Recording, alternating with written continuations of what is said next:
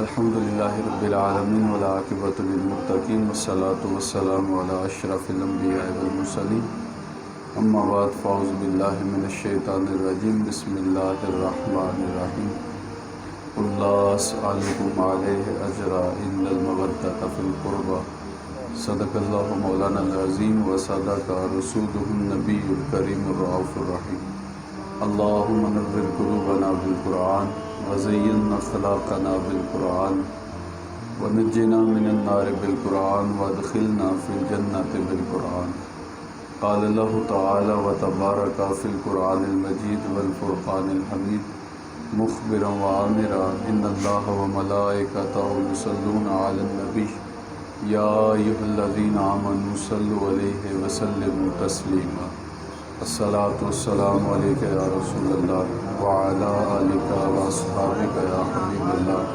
الصلاۃ والسلام علیک یا نبی الرحمہ وعلی آلک واصحابک یا رسول اللہ۔ تمام حمد و ثنا، تعریف و توصیف اللہ جل وعلا کی ذات ببرکات کے لیے جو خالق کائنات بھی ہے اور مالک شہجہات بھی، اور درود و سلام کا نذرانہ حضور نبی مکرم رسول محتشم حضور ختمی المرتبت صلی اللہ علیہ وآلہ وسلم کے حضور ناز میں اپنی عقیدتوں، ارادتوں، محبتوں کا خراج پیش کرنے کے بعد معزز محترم محتشم سامعین، السلام علیکم ورحمۃ اللہ وبرکاتہ۔ آج کی اس نشست میں چند باتیں آپ کی گوش گزار کرنی ہیں۔ مالک کی بارگاہ میں دعا ہے اللہ میری زبان پہ کلمۃ الحق جاری فرمائے۔ جو لفظ میں نے آپ کے سامنے تلاوت کی ہے، اللہ رب العزت نے ارشاد فرمایا، قل محبوب فرما دیجئے لا اسألکم علیہ اجرا، میں تم سے کسی چیز کا کوئی اجر نہیں مانگتا۔ میں نے تمہیں تبلیغ کی، تم سننا نہیں چاہتے تھے، میں تمہیں سنانے کے لیے آیا۔ تم بات کو جو ہے وہ مانتے نہیں تھے، میں نے عملاً کر کے بتایا۔ تم نے راستے کے اندر گڑھے کھودے، میرے بدن پہ اوجڑیاں ڈالی، تم نے گلے کے اندر رسی ڈال کے توڑ دیے، تم نے سماجی بائیکاٹ کیا۔ لا اسألکم علیہ اجرا، میں تم سے کوئی اجر طلب نہیں کرتا۔ جب طائف کے بازاروں میں میرے رسول دعوت تبلیغ لے کے جاتے ہیں تو انہوں نے انکار کر دیا، تو حضور نے ارشاد فرمایا کہ میں تمہارے پاس پیغام حق لے کے آیا تھا، تو تم نے میری بات کو نہیں مانا، یہ تمہاری مرضی، لیکن اس کو اپنے تک محدود رکھنا، مکہ والوں کو نہ بتانا۔ وہ تو پہلے ہی جان کے دشمن ہیں، اور جب ان کو پتہ چلے گا کہ طائف والے بھی انکار کر گئے، وہ تو جینا محال کر دیں گے، تو اس کو اپنے تک محدود رکھنا، ادھر خبر نہ پہنچانا۔ تو انہوں نے کہا ہمیں کیا ہے کہ ہم بات نہ پہنچائیں، ہم تو ڈنڈورا پیٹیں گے۔ بلکہ حضور فرماتے ہیں کہ جب میں واپس پلٹا تو انہوں نے اپنے اوباش لڑکے 2 رویا کتاروں میں کھڑے کیے، ان کے ہاتھوں کے اندر پتھر پکڑائے۔ جب میں درمیان سے گزرا تو میرے اوپر پتھر برسانے لگے، حتیٰ کہ حضور کے جوتے لہو سے تر ہو گئے۔ شدت درد اور احساس کرب کی وجہ سے حضور زمین پہ بیٹھ گئے۔ وہ ریشم سے زیادہ نازک بدن جو پتھر لگنے سے زخمی ہوا، تو احساس درد کی وجہ سے میرے رسول زمین پہ تشریف لے آئے اور نیچے بیٹھ گئے، لیکن ان کے 2 غماش لڑکے آگے بڑھے اور انہوں نے کندھوں سے پکڑ کے اٹھایا اور پھر پتھر برسانے شروع کیے۔ کہا میں نے پتھر کھا کے جو تمہیں تبلیغ کی، میں سنانے آیا تھا، تم سنتے نہیں تھے، میں نے تمہیں تبلیغ کی، لا اسألکم علیہ اجرا، میں تم سے کوئی اجر طلب نہیں کرتا، لیکن ایک بات ہے الا المودۃ فی القربى، لیکن میرے قرابت داروں سے تم نے محبت کرنی ہے، میرے اہل بیت سے تم نے پیار کرنا ہے، میری عطرت سے تم نے الفت رکھنی ہے۔ یہ بات ذہن میں رکھیے گا، اگر اہل بیت کے ساتھ محبت امت نہیں کرتی تو ان کا کچھ بھی نہیں جائے گا، امت کے پلے کچھ نہیں بچے گا۔ ایک ہوتا ہے پریکٹیکل اور ایک ہوتا ہے تھیوری۔ اگر اسلام کی تھیوری دیکھنے کا شوق آئے تو قرآن پڑھ کے دیکھ لو، اور اگر پریکٹیکل دیکھنے کا شوق آئے تو کربلا کے میدان میں حسین ابن علی کا کردار دیکھ لو۔ قَإِلَّ الْمَوَدَّةَ فِي الْقُرْبَى، میرے قریبی رشتہ داروں سے تم نے پیار کرنا ہے، اور حضور نے عملاً کر کے بتایا۔ حضور ایک دن سیدہ فاطمہ الزہرا رضی اللہ تعالی عنہا کے گھر کے قریب سے گزرے کہ اندر سے حسنین کریمین کے رونے کی آواز آ رہی تھی۔ حضور فرمایا فاطمہ ان کو رونے نہ دیا کرو، جب یہ روتے ہیں میں محمد کے دل کو تکلیف ہوتی ہے۔ اللہ اکبر، حضور منبر پہ بیٹھے ہیں، خطبہ ارشاد کر رہے ہیں، اور حسنین کریمین سرخ جوڑوں کے اندر اپنے گھر سے باہر نکلتے ہیں. ننھی سی عمر ہے، کبھی گرتے ہیں کبھی اٹھتے ہیں، بچپنے کی عمر ہے.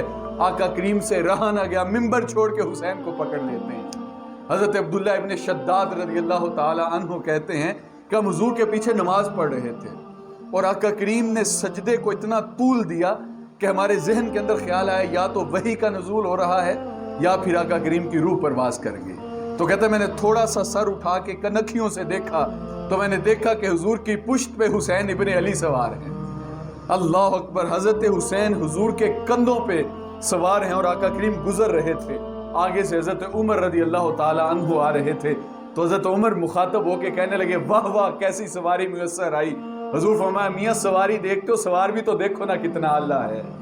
تو قَإِلَّ الْمَوَدَّةَ فِي الْقُرْبَى، میرے قریبی رشتہ داروں سے تم نے محبت کرنی ہے، ان سے تم نے پیار کرنا ہے.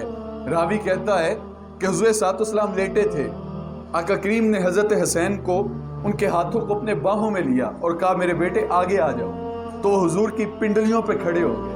کہا بیٹے اور آگے آ جاؤ. تو وہ حضور کی رانوں پہ کھڑے ہو گئے. کہا بیٹے اور آگے آ جاؤ. تو وہ حضور کے بطن مبارک پہ تشریف لے آئے. پھر آقا کریم نے ان کو اپنے سینے کے اوپر لٹایا اور اپنی زبان چوسنے کے لیے حسین کے منہ کے اندر دے دیا. اللہ اکبر، جو حضور کی زبان چوس کے بڑے ہوئے تھے. حضرت حذیفہ بن یمان رضی اللہ تعالی عنہ کہتے ہیں کہ میں نے ایک دن اپنی ماں سے کہا کہ امی اگر تو اجازت دے تو میں مغرب کی نماز حضور کے پیچھے نہ پڑھ کے آؤں. تو ماں نے کہا بیٹا تو نماز پڑھنے جائے گا تو میرے لیے کیا کرے گا؟ کہا امی تیرے لیے بھی اپنے لیے بھی حضور سے مغفرت کی دعا کرواؤں گا. یار کتنی خوش بخت وہ مائیں تھیں جن کے بیٹے میرے رسول کے پیچھے نمازیں پڑھنے آتے تھے. کہا امی تیرے لیے اور اپنے لیے مغفرت کی دعا کرواؤں گا. ماں نے اجازت دے دی، نماز پڑھنے کے لیے آئے. آقا کریم نے نماز پڑھائی اور عبادت کے اندر مشغول ہو گئے. تو ان کو موقع نہ ملا کہ میں کوئی بات کر سکوں. پھر عشاء کا وقت آیا، حضور نے نماز پڑھائی اور نماز پڑھاتے ہی حضور اپنے حجرے کی جانب تشریف لے گئے. حضور چلنے لگے تو دل کے اندر خیال آیا کہ ماں سے ایک نماز کی اجازت لے کے آیا تھا اور نمازیں بھی 2 ہو گئیں اور دعا بھی کوئی نہیں کروائی، تو ماں کو جا کے کیا جواب دوں. غیر ارادی طور پہ ان کے قدم اٹھے اور حضور کے پیچھے چلنے لگے. تو ان کے قدموں کی آہٹ کی وجہ سے آقا کریم نے ارشاد فرمایا من ھذا، کون ہے؟ حذیفہ تو حذیفہ ہے. قلت نام، کہا جی یا رسول اللہ حذیفہ ہوں. کہا غفر اللہ لکا والے امے کا ما حاجتوں کا، اللہ تجھے بھی بخش دے تیری ماں کو بھی بخش دے. بتا کیا کہا؟ جو کام کہنے کے لیے آئے تھے وہ تو پہلے ہی پورا ہو گیا. یہاں تو لفظوں کا سہارا بھی نہیں لینا پڑتا، وہ تو بند لبوں کی بولیاں بھی جانتے ہیں. اللہ اکبر. تو کہا اللہ تجھے بھی بخش دے تیری ماں کو بھی بخش دے، بتا کیا کام ہے؟ تو جو کام لے کے آئے تھے وہ تو پہلے ہی پورا ہو گیا. پھر حضور نے قریب کیا اور کہا حذیفہ سنو، ایک فرشتہ ابھی ابھی زمین پہ آیا تھا جو آج سے قبل اس دھرتی پہ نہیں آیا. تو وہ 2 کام کرنے آیا تھا. ایک تو مجھے سلام کرنے آیا تھا اور دوسرا بتلانے آیا تھا کہ آپ کی بیٹی فاطمہ جنتی عورتوں کی سردار ہے اور آپ کے نواسے حسن اور حسین جنتی جوانوں کے سردار. اللہ اکبر. حضرت اسامہ بن زید رضی اللہ تعالی عنہ کہتے ہیں کہ ایک دن رات کا پچھلا پہر تھا تو مجھے کوئی حاجت ہوئی تو میں حضور کے کاشانہ نبوت کی طرف چل دیا. میں دروازے پہ دستک دی تو حضور باہر ہے. یار یہاں پہ رک کر کے ایک بات کہنا چاہوں گا. آج ملا فتویٰ لگائے تو اس کی مرضی. صحابہ کو جب حاجت ہوتی تھی تو حضور کے دروازے پہ آتے تھے. وہ جانتے تھے سارے دکھوں کا مداوا ہے تو وہ آمنہ کے لال کی ذات ہے. اللہ اکبر. تو کہتے میں حضور کے حجرے کی جانب بڑھا، میں نے دستک دی. آقا کریم اندر سے باہر آئے. حضور نے چادر کی بکل کی ہوئی تھی تو حضور کے پہلوؤں سے تھوڑی سی جگہ ابری ہوئی تھی اور اندر سے جنبش ہو رہی تھی. میں نے اپنی حاجت کہی، حضور نے حاجت پوری کی تو مجھ سے نہ رہا گیا. میں نے کہا حضور آپ کی چادر کے اندر کون ہے؟ تو حضور نے اپنی چادر کو کھولا تو میں نے دیکھا ایک طرف امام حسن لپٹے ہیں، دوسری طرف امام حسین لپٹے ہیں. حضور فرمایا اللہ یہ میری بیٹی کے بیٹے ہیں، یہ میرے بیٹے ہیں. مالک جو ان سے پیار کرتا ہے تو ان سے بھی پیار کر. اللہ اکبر. حضور ان کے ساتھ اتنی محبت کرتے تھے اور آقا کریم جانتے تھے کہ میرا بیٹا کربلا کے ریگزار میں پیاسا شہید کر دیا جائے. اور یاری تیری سونا کزمیشاں تیریاں اگ، سونا پڑکیا جاندہ ہے نال اگاں دے لگ. اور حضرت بنو سلمہ رضی اللہ تعالی عنہا کو جو ہے وہ وادی طف کی مٹی دی، کہا یہ وادی کربلا کی مٹی ہے، جب یہ خون بن جائے تو سمجھ جانا میرا حسین شہید کر دیا گیا ہے۔ اور آپ کو بتا دیا گیا تھا حضور آپ کے ایک بیٹے کو زہر دیا جائے گا اور ایک بیٹے کو شہید کر دیا جائے گا۔ اللہ اکبر۔ امام حسین جب جوان ہوتے ہیں اور پھر یزید وہ بدبخت، وہ ملعون، وہ لعنتی جب تخت پہ آتا ہے تو اس نے جو ہے وہ ولید بن عقبہ کو خط لکھا، اس نے کہا کہ مجھے امام حسین کی بیعت کر کے دو، اور اگر وہ بیعت نہیں کرتے تو اس خط کے ساتھ مجھے ان کا سر بھیجو۔ ولید بن عقبہ نے مروان بن حکم کو بلایا تو حضرت امام حسین نے حضرت عبداللہ بن عمر اور حضرت عبداللہ بن زبیر رضی اللہ تعالیٰ عنہ سے مشورہ کیا، تو انہوں نے کہا اس وقت جو ہے وہ ان کا پیغام آنا یہ خطرے سے خالی نہیں ہے، تو آپ صبح چلے جائیے گا۔ تو آپ نے کہا نہیں میں ابھی جاؤں۔ آپ نے پھر کچھ سوار ساتھ لیے اور فرمانے لگے کہ اگر میری آواز اندر سے اونچی ہونے لگے تو تم دیواریں پھیلان کے اندر آ جاؤ، اور اگر آواز اونچی نہیں ہوتی تو تم باہر ہی کھڑے رہے۔ تو حضرت امام حسین جو ہے وہ ولید بن عقبہ کے پاس گئے تو پوچھا کیا بات ہے، تو اس نے کہا یہ خط یزید کا آیا ہے اور وہ کہہ رہا ہے کہ امام حسین کو کہیے کہ میرے ہاتھ پہ بیعت کریں، اور اگر بیعت نہیں کرتے تو ان کا سر قلم کر کے مجھے بھیج دیا جائے۔ تو حضرت امام حسین نے کہا کہ میں یزید کی بیعت کبھی بھی نہیں کر سکتا، کیونکہ امام حسین نے یزید کے کرتوت اپنی آنکھوں سے دیکھے تھے۔ اللہ اکبر۔ یزید نے زندگی کے اندر ایک حج کیا اور شراب کے مٹکے ساتھ لے کے گیا اور وہاں پہ شراب پیتا، اور پھر امام حسین رضی اللہ تعالیٰ عنہ نے سواری ہونے کے باوجود 25 حج اپنی زندگی کے اندر پیدل کیے ہیں۔ اور پھر جب امام ان کے قریب سے گزرے اور یہ ناچنے والی رنڈیاں ساتھ لے کے گیا تھا، رقص و سرور کی محفلیں سجاتا تھا اور کعبۃ اللہ کی حرمت کو پامال کرتا تھا، امام حسین جب قریب سے گزرے تو اٹھتی ہوئی شراب کی بدبو دیکھی تو آپ نے کہا یہ کس چیز کی بدبو ہے، یہ تعفن کیسا ہے؟ تو یزید کہنے لگا یہ شام کے بازاروں میں بنتی ہے، اور ایک جام امام حسین کی طرف بڑھایا تو امام حسین نے کہا پیچھے کر دو، میں اس کی طرف دیکھتا بھی نہیں ہوں۔ پھر وہ عشقیہ اشعار پڑھنے لگا اور وہ ماں کے ساتھ نکاح کو جائز قرار کہتا تھا، بہن کے ساتھ نکاح کو جائز قرار کہتا تھا، اور وہ قاتل تھا اور وہ شراب پیتا تھا، کتے لڑاتا تھا اور جوا کھیلتا تھا۔ امام حسین ابن علی ان کے گھر کا دروازہ مسجد نبوی کے اندر کھلتا تھا، جن کو کھیلنے کے لیے محمد عربی کا منبر ملتا تھا، وہ یزید کے ناپاک ہاتھ پہ اپنا پاک ہاتھ کیسے دیتے؟ کہا ولید بن عقبہ میں کبھی بھی یزید کے ہاتھ پہ بیعت نہیں کروں گا، بلکہ آپ نے تاریخ ساز جملہ ارشاد فرمایا، کہا میرے جیسا شخص، یہ نہیں کہا کہ میں، کہا میرے جیسا شخص یزید کی بیعت کر کیسے سکتا ہے؟ یہ نہیں کہا کہ میں نہیں کرتا، کہا جو میرے جیسا شخص ہے جس کی سوچ حسینی ہے وہ وقت کے یزید کے ہاتھ پہ بیعت کر کیسے سکتا ہے؟ امام یہ کہہ کے واپس پلٹے تو مروان بن حکم کہنے لگا موقع اچھا ہے، ان کو جانے نہ دیا جائے، اگر اب نکل گئے تو دوبارہ پکڑنا مشکل ہوگا۔ جب امام حمام کے کانوں میں یہ بات پڑی تو آپ نے ادھر ہی کھڑے ہو کے رخ پلٹا اور نیام سے تلوار نکالی، حیدری کچھار سے محمدی شیر نکل آیا۔ آپ نے کہا مروان بن حکم تو جانتا ہے میں کون ہوں؟ ہمارے گھر میں وحی آتی رہی ہے، جبریل ہمارے گھر کا نوکر ہے، انا حسین ابن علی ابن ابی طالب، کہا میں حسین ہوں علی کا بیٹا، وَيَزِيدِ ابن المعاویہ فاسق فاجر قاتل النفس معلن بالفسق شارب الخمر، اور کہا یزید فاسق ہے، فاجر ہے، شراب پیتا ہے اور لوگوں کا قتل کرتا ہے، حسین ابن علی یزید کی بیعت کر کیسے سکتا ہے؟ جب آپ نے یہ بات کی تو وہ تھر تھر کانپنے لگے اور آپ پھر باہر آ گئے اور پھر جا کے سیدہ زینب کے پاس پہنچے اور کہنے لگے بہن یہ مدینہ تو رسول چھوڑنا پڑے گا۔ یار توجہ چاہوں گا، حاجی یا معتمر 8 دن کے لیے جاتا ہے مدینے کے اندر، یا 12 دن کے لیے یا 20 دن کے لیے، اور مدینہ چھوڑنا قیامت سے کم نہیں ہوتا۔ اعظم چشتی مرحوم جب آخری مرتبہ مدینے میں گئے اور واپس پلٹنے لگے تو انہوں نے اپنے خادم سے کہا کہ میری ویل چیئر الٹی کھینچو تاکہ میرا رخ حضور کے روزے کی جانب ہو۔ تو پھر انہوں نے وہاں پہ جب ویل چیئر الٹی کھینچی جا رہی تھی تو آپ کہنے لگے جہاں بدن سے نکلتی ہے اعظم، جہاں بدن سے نکلتی ہے اعظم، कोई आसान काम है मदीने से जुदा होना। हाजी 8 दिन के लिए जाए तो मदीना छोड़ना क़यामत से कम नहीं होता। जिसको खेलने के लिए मस्जिद नबवी का सहन दरकार था, जिसको सवारी के लिए मोहम्मद के कंधे नसीब हुए थे, जिसके घर का दरवाजा मस्जिद नबवी के सहन में खुलता था, उसके लिए मदीना छोड़ना कितना दुश्वार होगा। लेकिन आप अपना कुंबा लेके मदीना छोड़ देते हैं और फिर 3 शोबानुल मुअज्जम को मक्कातुल मुकर्रमा पहुंचते हैं और इहराम बांधते हैं हज की नीयत से। और फिर जब आपको पता चला कि कुछ लोग कत्ल की गर्ज से इहराम बांध के इस मजमे के अंदर शामिल हैं, तो आप अपने हज के इहराम को उम्रे के इहराम में बदलते हैं और कहते हैं कि मेरी वजह से पाक हरम खून रेज़ा ना हो। तो आप उम्रा करके मक्का भी छोड़ देते हैं। और फिर दरादर कूफियों के खत आ रहे थे।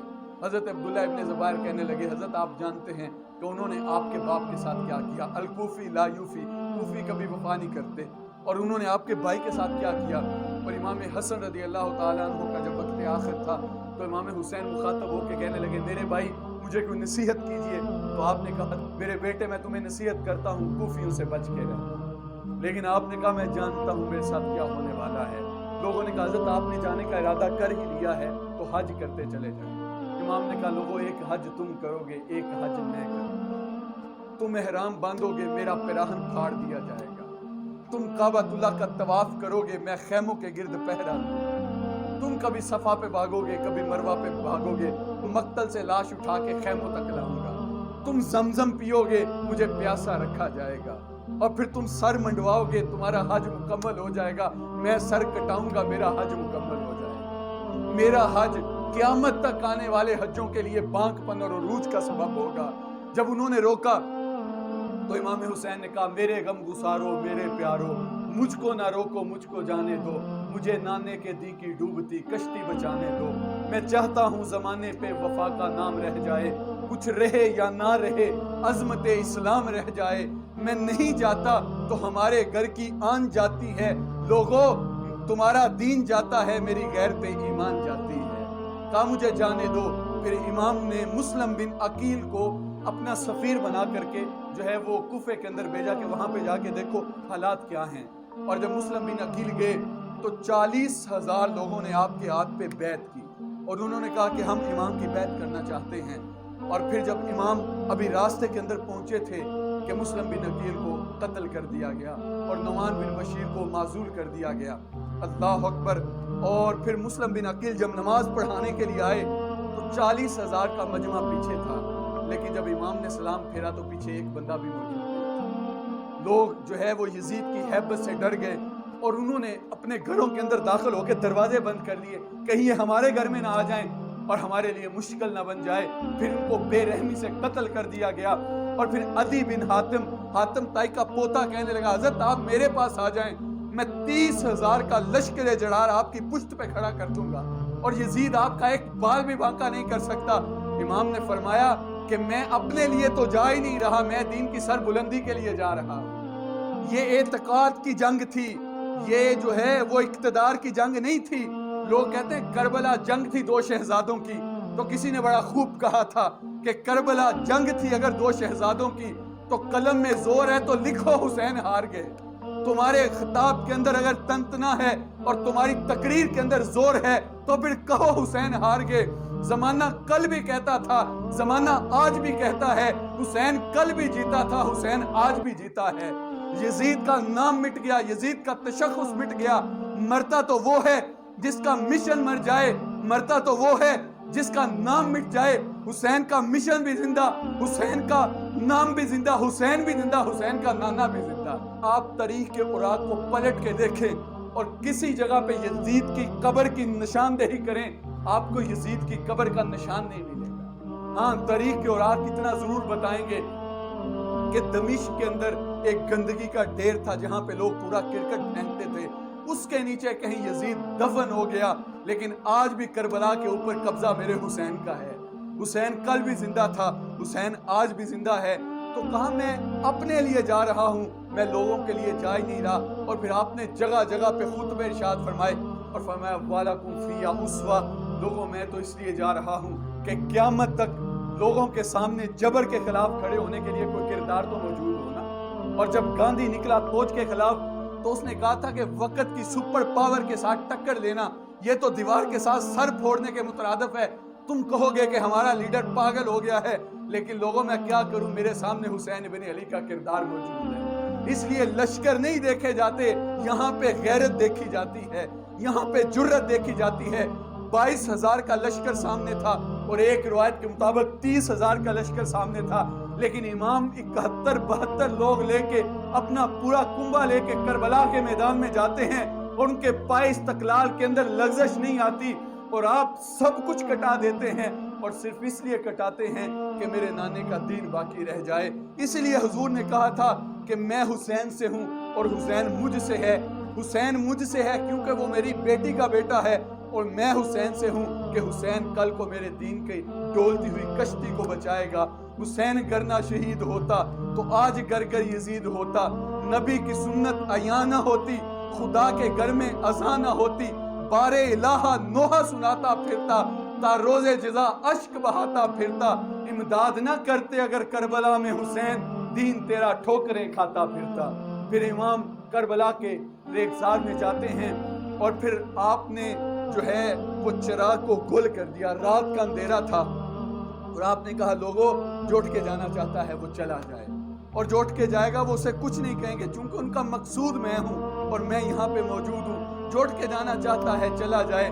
ایک بوڑھے صحابی اٹھ کے کھڑے ہوتے ہیں اور ان کی آنکھوں میں آنسو ہیں اور رو کے امام سے کہتے ہیں حضور آپ کو چھوڑ کے جائیں تو جائیں کہاں، اور آسرا کون سا ہے جہاں سے پہ جائیں. حضور ہم سب کچھ آپ پہ قربان کر دیں گے، ہمارے جسموں کو 70 مرتبہ کاٹا جائے اور پھر آگ کے اندر جلایا جائے، ہم پھر بھی آپ کا ساتھ نہیں چھوڑیں گے. اور پھر شہزادہ علی اکبر نے جو ہے وہ کربلا کے ریگزار میں اذان پڑھی. زمانے نے ایسی اذان نہیں سنی تھی. اور پھر نماز فجر ادا کی گئی اور پھر ان پہ پانی بند کر دیا گیا. اللہ 7 محرم کو ان کے اوپر پانی بند کر دیا گیا. اور حضرت امام حمام نے حضرت علی اصغر کو 6 ماہ کا بچہ ہے ہاتھوں پہ اٹھایا ہے. نہر فرات بالکل سامنے تھی. لوگ کہتے ہیں حسین ابن علی پانی کو ترستا رہا. میرے شیخ فرماتے ہیں حسین ابن علی پانی کو نہیں ترسا، پانی حسین ابن علی کے لبوں کو ترستا رہا. یہ تو حوض کوثر کے وارث کے نواسے تھے، لیکن آپ اپنے 6 ماہ کے بچے کو ہاتھوں پہ اٹھاتے ہیں اور پھر ان کے سامنے جاتے ہیں اور کہتے ہیں بدبختو تمہاری لڑائی میرے ساتھ ہے، اس 6 ماہ کے بچے نے تمہارا کیا بگاڑا ہے. تو یزید کہتا ہے نبی کا نواسا آیا ہے، یہ خالی نہ جائے، تیروں کی بوچھار کر دی جائے. پھر 2 شاخہ تیر امام اصغر کے حلق سے پیوست ہوتا ہے اور دوسری جانب سے نکل آتا ہے. صاحب یہ تماشا لب بام نہیں ہے، یہ قصے کہانیاں نہیں ہے، یہ ذوق الاعتقادی نہیں ہے. پھر گردن لٹک گئی اور خون کو ہاتھوں میں لیا اور فضا میں بلند کر کے کہتے ہیں مالک حسین کی یہ قربانی بھی قبول کر لے. اللہ اکبر. پھر باری باری آپ ایک ایک کو بیچتے جاتے ہیں.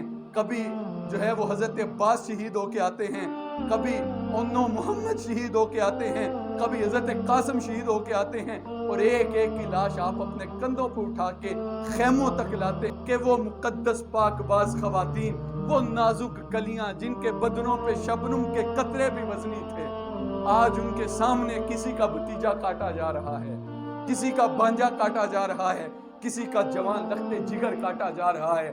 یار میں آپ سے پوچھتا ہوں محلے کے اندر اگر کسی کا جوان بیٹا فوت ہو جائے اور 10 آدمی دلاسا دینے والے ہوتے ہیں، باپ نہیں سنبھلتا، اور پھر جب میت لے کے چلا جائے اور 2 آدمیوں نے کندھوں سے پکڑا ہو تو کوئی پوچھے یہ کون ہے تو کہا جاتا ہے اسی کے تو لخت جگر کی لاش جا رہی ہے. یار کسی کا بیٹا فوت ہو جائے اور تب بھی موت مرے تو باپ سنبھالنے سے بھی نہیں سنبھلتا، تو پھر سلام پیش نہ کریں حسین ابن علی کو جو 71 لاشیں کندھوں پہ اٹھا کے خیموں تک لاتا ہے اور کہتا مالک حسین کی یہ قربانیاں قبول کر لے. اور پھر وہ بار بار تقاضا کر رہے تھے کہ آپ بھی میدان کے اندر آئیں. اور پھر آپ نے جب آخری گفتگو کی سیدہ زینب سے اور گھوڑے کو ایڑ لگائی تو سیدہ زینب کی چیخ نکل گئی کہ جو بھی گیا تھا اس کی لاش امام حسین لے کے آئے تھے، اب امام جا رہے ہیں، ان کی لاش کون لے کے آئے. اللہ اکبر. اور پھر آپ ان کے اوپر کود پڑتے ہیں اور وہ پیچھے بھاگتے چلے جاتے ہیں اور پھر تیروں کی بوچھار کی گئی. اور جب نماز کا وقت آیا خون کے اندر وضو کرتے ہیں اور پھر نماز کے لیے سجدے کے اندر سر رکھتے ہیں. اللہ اکبر، اور آپ کا سر انور تن سے جدا کر دیا جاتا ہے۔ ایک روایت کے لفظ ہیں کہ جب امام کا پیراہن اتارا گیا تو اس کے اندر 113 تیر کے سوراخ تھے، 33 گاؤ تلواروں کے تھے اور 34 انیاں نیزوں کی چوبی ہوئی تھی، اور جب آپ زمین پہ آئے تو وہ اور بھی زیادہ اندر چبھ گئی۔ اللہ اکبر، آپ نے سجدے کے اندر سر رکھا اور بدبختوں نے آ کے سر کاٹا اور آپ کا سر نیزے کے اوپر چڑھایا، اور سر اس طرح نیزے پہ چڑھایا کہ آپ کا سر زمین کی جانب تھا اور جو گردن تھی یہ آسمان کی جانب تھی۔ تو شاعر نے نقشہ کھانچا، وہ کہتا ہے باں آ سر نیزے پہ سوئے زمین ہے روح، یعنی کہ سجدہ ثانی کی ہے آرزو۔ رکعت کے اندر 2 سجدے ہوتے ہیں، امام نے ایک سجدہ کیا تھا کہ سر جدا کر دیا گیا، امام کی پیشانی میں دوسرے سجدے کی آرزو مچل رہی تھی، اور پھر نیزے کی نوک پہ سر چڑھا دیا گیا، اور یزید نے کہا دیکھو ہم نے فتح حاصل کر لی، اور امام کا سر کاٹ دیا گیا۔ یزید کے لشکر سے کوئی بول کے کہنے لگا واہ واہ کیسا سر ہے، جو سر کٹ کے بھی سر بلند ہے، جو اب بھی اونچا ہے اور اس کی سر بلندی اب بھی نہیں گئی۔ اور پھر ان کو رسیوں کے ساتھ جکڑ دیا گیا۔ امام زین العابدین جنہوں نے کربلا کا سارا منظر اپنی کھلی آنکھوں سے دیکھا تھا، اور لاشیں گوروں نے رون دیے، خاک ان کے اوپر لباس اوڑھتی ہے، اور سیدہ زینب جب حضرت امام حمام کی لاش کے قریب سے گزرتی ہیں تو مدینے کی جانب رخ کرتی ہیں اور رو کے کہتی ہیں یا محمد آہو، یا محمد آہو، اے ہمارے نانا محترم، یہ دیکھیے آپ کا حسین پڑا ہے جس کا سر کاٹ دیا گیا ہے۔ اور پھر یزید نے شام کے اندر ان کو بلوایا، اللہ کر رسیوں کے ساتھ ان کو جکڑ دیا گیا۔ شہربانوں اور سیدہ زینب اور امام زین العابدین ان کو ایک اونٹ کے اوپر باندھا گیا، اور پھر جب ان کو لایا گیا ایک بوڑھی خاتون ہے اور وہ آتی ہے اور آ کے کہتی ہے کہ مجھے اجازت دی جائے میں ان کو کچھ پیش کر سکوں، کیونکہ میں نے اس خانوادے کی بڑی خدمت کی ہے۔ تو وہ کوئی پینے کے لیے یا کھانے کے لیے چیز لے کے آتی ہے۔ سیدہ زینب کے جسم پہ رسیوں کے نشان تھے۔ یا آج کسی کی بیٹی سسرال کے اندر دکھی ہو تو باپ کو رات کو نیند نہیں آتی، میرے رسول کی شہزادیوں کو جب رسیوں سے جکڑا گیا ان کے جسموں کے اوپر وہ نشان تھے، اور حضور دیکھ رہے ہوں گے کہ انہوں نے میری آل کے ساتھ کیا سلوک کیا۔ اللہ اکبر، ایک نے نیزہ ماریا وچ سینے، تجھے تیراں دا می ورسان لگ پے، ول کعبے نو سجدہ کرنے والے ہتھی آپ ہی کعبے نو ٹان لگ پے۔ بے مروت بے وفا تیرا بھی کیا افسانہ ہے، جس نے اپنی ہی شمع کو گل کیا تو وہ پروانہ ہے۔ آج ان کو رسیوں سے جکڑ دیا گیا اور سیدہ کی آنکھوں سے آنسو جاری ہیں، جنہوں نے کبھی زمانے کی سختی نہیں دیکھی تھی۔ اور وہ بوڑھی خاتون آ کے کہتی ہے، وہ کھانے کے لیے کوئی چیز لے کے آئی اور وہ آ کے کہنے لگی کہ میں سیدہ فاطمہ الزہرا کی کنیز ہوں، جب میں ان کی خدمت کرتی تھی تو ان کی گود کے اندر ایک چھوٹی سی ننھی بچی تھی جس کا نام زینب تھا۔ تو سیدہ زینب مخاطب ہو کے کہنے لگی اماں اگر پہچانتی ہو تو دیکھو یہ وہی سیدہ زینب ہے جس کو آج رسیوں سے جکڑا گیا ہے۔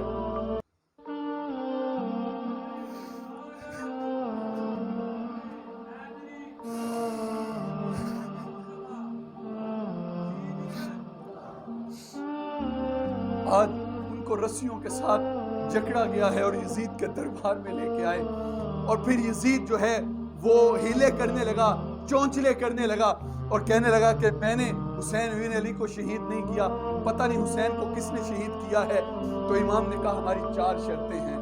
اس نے کہا وہ کیا شرطیں ہیں؟ کہا پہلی شرط سر شہیداں ہمارے سپرد کیا جائے تاکہ ہم جا کے جو ہے وہ ان کی تدفین کر لیں، اور دوسری شرط ہمیں باحفاظت مدینہ الرسول میں پہنچا دیا جائے، اور تیسری شرط مجھے جمعے کا خطبہ پڑھنے کی اجازت دی جائے، اور چوتھی شرط قاتل حسین ہماری سپرد کر دیے جائے۔ تو یزید کہنے لگا کون ہے قاتل حسین کا؟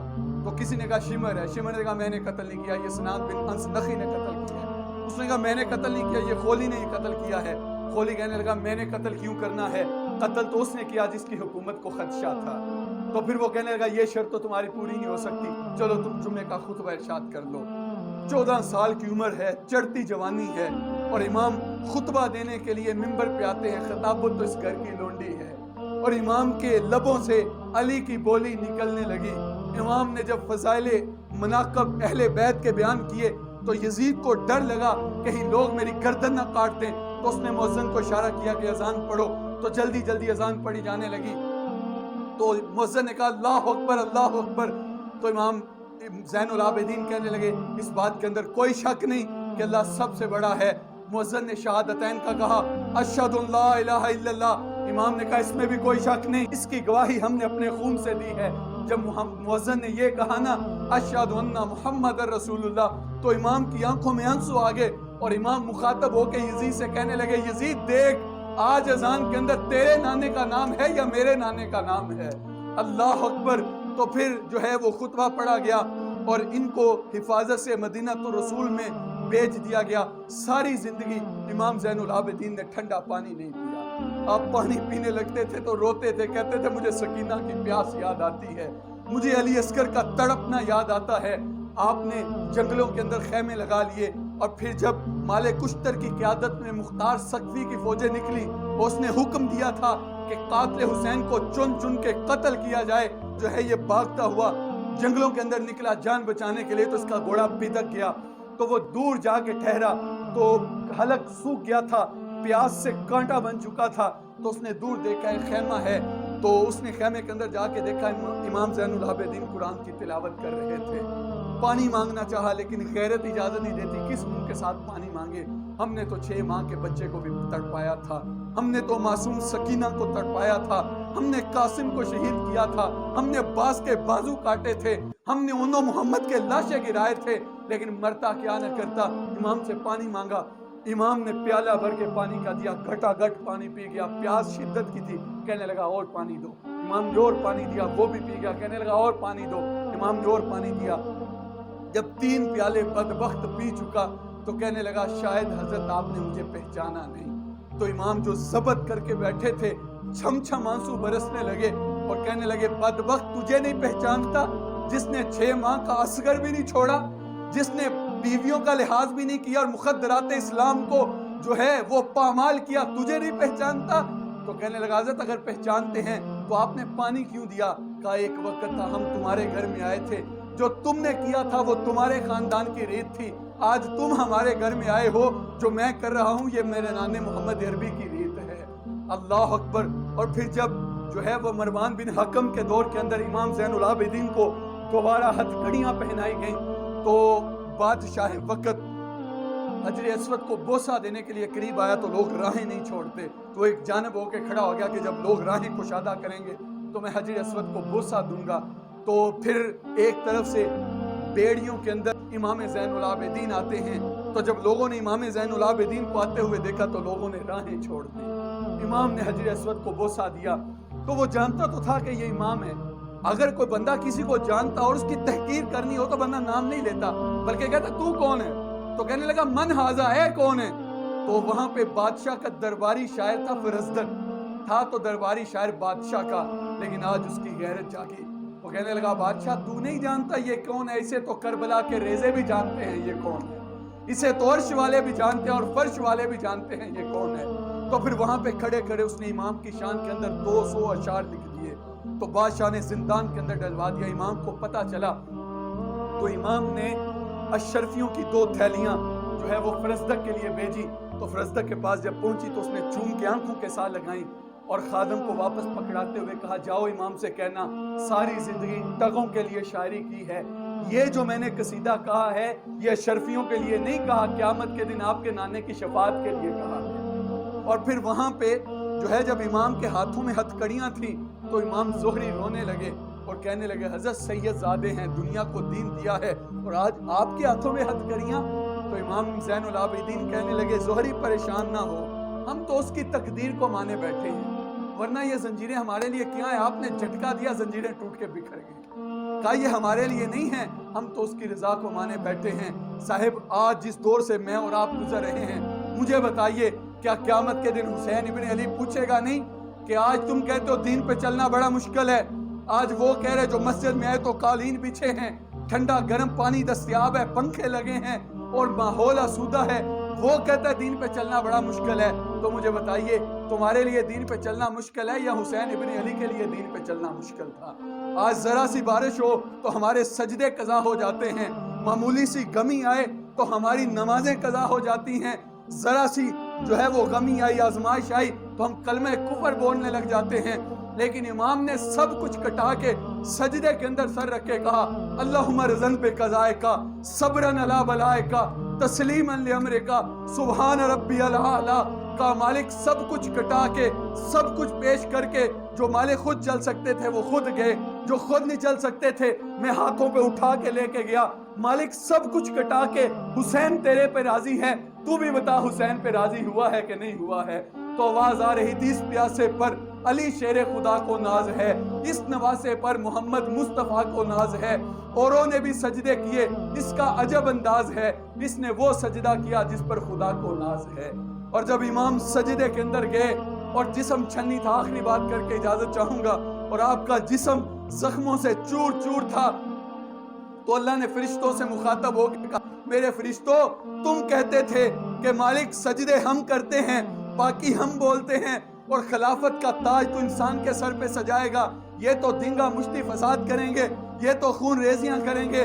مجھے بتاؤ تمہارے سینے کے اندر باپ کا پیار رکھا ہوتا اور تمہارے ہاتھوں کے اندر علی اصغر دم توڑتا، تمہارے سامنے قاسم کی لاش گرتی، علی اکبر کو قتل کر دیا جاتا، تمہارے سینے کے اندر بھائی کا پیار رکھا ہوتا، سیدہ زینب تمہارے سامنے تڑپتی، اور سب کو چھوڑ کے میری رضا کے لیے تم میدان عمل میں نکل آتے، میں دیکھتے تم کیسے نکلتے۔ لیکن دیکھو آج حسین ابن علی میری رضا کے لیے سب کچھ کٹا کے میری رضا پہ راضی ہے، اور پوچھ رہا ہے مالک تو بھی میرے پہ راضی ہے کہ نہیں ہے؟ تو آواز آ رہی تھی یہ کون سی وقار ہے، بلا کا شاہ سوار ہے، لباس ہے پھٹا ہوا، گرد سے اٹا ہوا، تمام جسم نازنی چھدا ہوا کٹا ہوا، پھر بھی ہے ڈٹا ہوا، یہ نبی کا نور عین ہے، یہ بال یقین حسین ہے۔ واہ حسین تیری عظمت کو سلام، ہم آ حسین والے نہیں ہیں، ہم واہ حسین والے ہیں۔ ہم کہتے ہیں واہ حسین تیری عظمت پہ سلام، اتنے زخم تو کوہ ہمالیہ پہ آتے تو اس کا پتا بھی پانی ہو جاتا، لیکن امام پائے استقلال کے ساتھ کھڑے رہے اور عظمت کی وہ داستان رقم کی جو کسی اور کا مقصوم نہیں تھا۔ واہ حسین تیری عظمت پہ سلام، اے شہیدان محبت کے امام، لالا گوں لالا بدن لالا کفن، اے چمن اندر چمن اندر چمن، زندگی ہی زندگی تیری حیات، اے حیات اندر حیات، افتخار ملت بیضا ہے تو، رب کعبہ کی قسم یکتا ہے تو، فخر کا دل میں دریچہ باز کرنا چاہیے، جن کا تو آقا ہے ان کو ناز کرنا چاہیے۔ آج ہم ناز کر رہے ہیں اور امام حسین کا نام لیتے ہیں تو ہمارا سر فخر سے بلند ہو جاتا ہے۔ آج آپ ڈھونڈنے کے لیے نکلیں، آپ کو پورے محلے کے اندر یزید نام کا شخص نہیں ملے گا، آپ پورے شہر کا وزٹ کریں آپ کو شمر نام کا شخص نہیں ملے گا، آپ پورے ملک کو دیکھیں تو آپ کو خولی نام کا شخص نہیں ملے گا، لیکن اگر آپ ڈھونڈنے کے لیے نکلیں تو اسی مجلس میں کتنے نام آپ کو حسین ابن علی کے نام پہ ملیں گے، کتنے نام آپ کو علی اکبر کے نام پہ ملیں گے۔ وہ کسی نے کہا تھا اس سے زیادہ محبتیں تجھے اور کیا چاہیے فراز، ماؤں نے بچوں کے نام تیرے نام پہ رکھ لیے، قیامت تک امام حسین ابن علی کا نام اونچا رہے گا۔ اور امام نے جو عظمت کی داستان رقم کی وہ انہی کا مقصوم تھا۔ یزید فاسق تھا، یزید معلن تھا، یزید قاتل النفس تھا، امام پاک تھے اور سیدہ فاطمہ الزہرا کے شہزادے تھے، اور امام حسین کا ہاتھ یزید کے ناپاک ہاتھ پہ کیسے آتا؟ آپ پوری کربلا کو پڑھ کے دیکھ لیں، آپ کو یہ تو ملے گا کہ امام کا سر کاٹ کے نیزے کی نوک پہ چڑھا دیا گیا، اور انہوں نے نیزے کی نوک کے قرآن کی تلاوت کی۔ جب ماں بچپن کے اندر لوریاں قرآن کی دیتی ہو تو بیٹا نیزے کی نوک پہ بھی قرآن سناتا ہے۔ اور آپ کو یہ ملے گا کہ لاشیں گوروں نے رون دیے اور سر نیزے کی نوک کے اوپر، لیکن آپ کو امام کے ہاتھوں کا تذکرہ نہیں ملے گا، کیونکہ لوگ سر بچانے کے لیے ہاتھ دے دیتے ہیں، امام نے ہاتھ بچانے کے لیے سر دے دیا۔ اللہ اکبر۔ اور شاید اللہ نے وہ دستے بازو اپنی قدرت کے ساتھ اٹھا لیے تھے، کہیں کوئی یزیدی امام کا کٹا ہوا ہاتھ اپنے ہاتھ میں لے کے کہے چلو ویسے نہیں تو ایسے ہی صحیح، امام کا ہاتھ ہمارے ہاتھوں میں تو آیا، لیکن اس سے زیادہ شکست اور کیا ہو سکتی ہے کہ ان کو سر تو ملا لیکن امام کا ہاتھ نہیں ملا۔ اللہ ہمیں امام حسین کے نقوش پا پہ چلنے کی توفیق عطا فرمائے، اور اللہ امام حسین جیسی قیادت اس امت کو نصیب فرمائے، اور انشاءاللہ وہ وقت آئے گا۔ آج ہمارے ملک کے حالات خراب، آج ہمارا ملک چاہے بے چین ہے برباد ہے، لیکن ایک وقت آئے گا کہ جب کائنات کی ہر چھت کے اوپر جھنڈا میرے نبی کا لہرائے گا، اور انشاءاللہ وہ وقت آئے گا، اللہ مجھے آپ کو اپنی رحمتوں کے حصار میں رکھے۔